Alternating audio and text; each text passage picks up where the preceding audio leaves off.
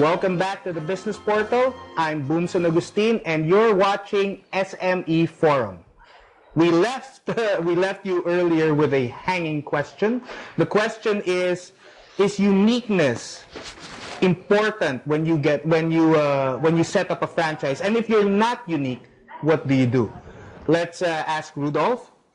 Of course, if you have a very unique concept that helps you in selling the business as a franchise, that helps also to distinguish yourself from other businesses. So if you are not too distinguished or not too unique, you have to come up with some other ideas. Yes, okay. Like pricing or packaging, or you have to somehow still invent yourself in a way to make yourself in a way unique. Oh. But of course, there are businesses where you have already a hard time making yourself unique. Yes, exactly. So then you go by, okay, you're superior probably in your taste or in another way.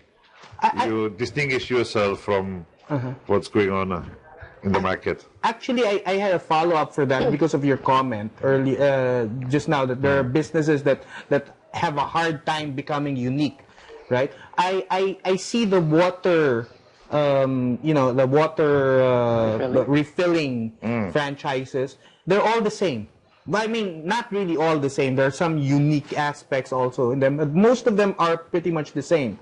And they probably get from the same supplier as well, their machines and everything.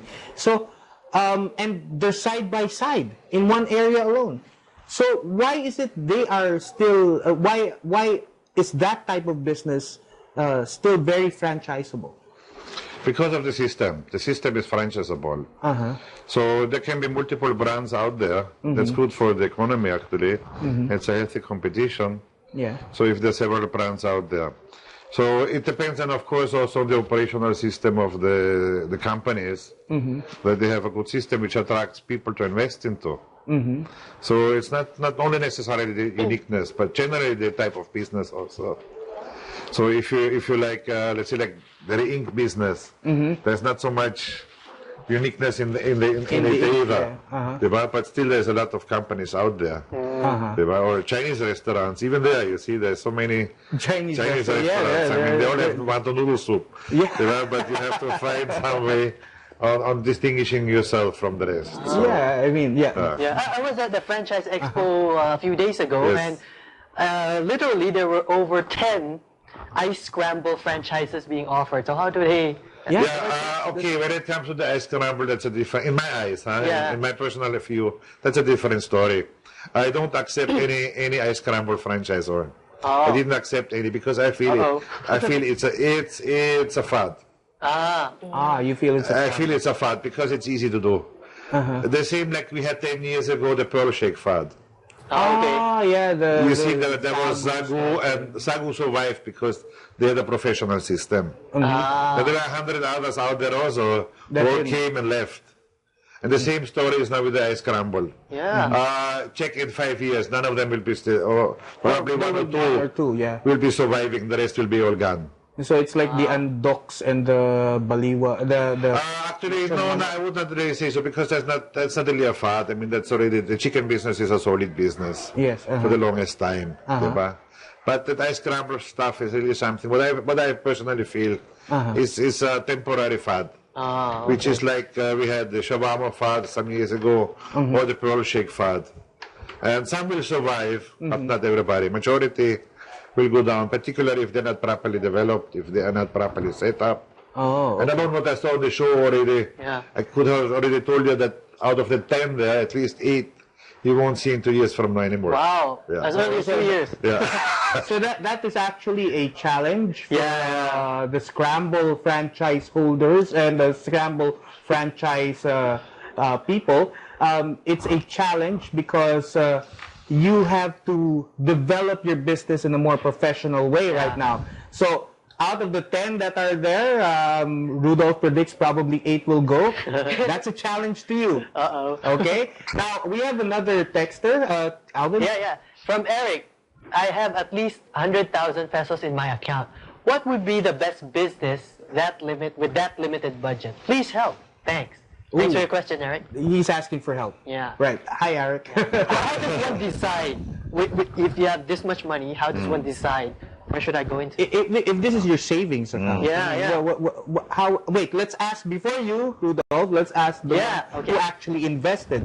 If you had just 100,000 right now in your account, would you how would you get into a franchise business right now?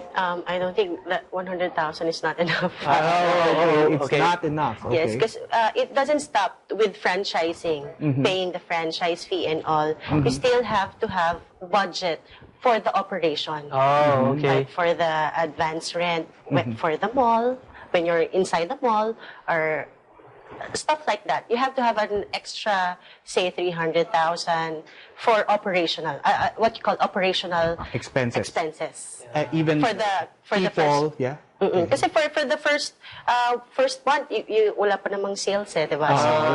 So you have to make abono.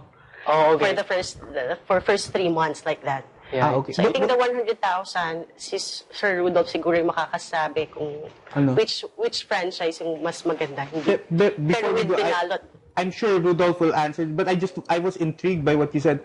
Sa first month, wala mo nang kita, kahit sikat yung franchise? I mean, may kita siya, pero kasi syempre, di ba, what you expect, may gastos. And then you don't expect naman na yung pagbenta, babayad yung pambabayad mo agad sa mga renta. You have to have an allowance. Yeah. Para dun sa mga payables. That's being realistic. Yeah, that's practical, yes. How about you, Rudolph? I would add to that, you need probably 2 to 3 months to get to that sales level where you want to be. Okay, so you have to probably, even in the first month, if you're already the operator, you still have to chip in probably money until you reach that level where you have enough sales to support the overhead. But if I have only 100,000, I would not buy a franchise. Okay. Wow. I fully agree with her because what is the composition of the 100,000? Because you see, if you have to just rental payments, down payments, you see, if you want to have it in a mall or even in a supermarket, like you have to pay at least 2 months or 3 months deposit and 1 month's advance. Yeah. That can be more than 100,000 alone. Okay. And you haven't even started yet. You see, so. I would say 100,000 is totally not enough. You could think if you get one of the very cheap franchises, probably with 300,000. 300,000, more or less. Yes, minimum. Minimum. Okay. And then you will still have a hard time actually if it's only 300,000. Yes. So I would say if you want to feel, you should normally I would say you should have probably a 500,000. 500,000. Yes, that would be a safe way to start up. Okay, that's very good advice. I mean, Eric, I think my advice for you is also the Keep same. Saving. I do seminars on financial planning also for corporate clients and for personal financial planning.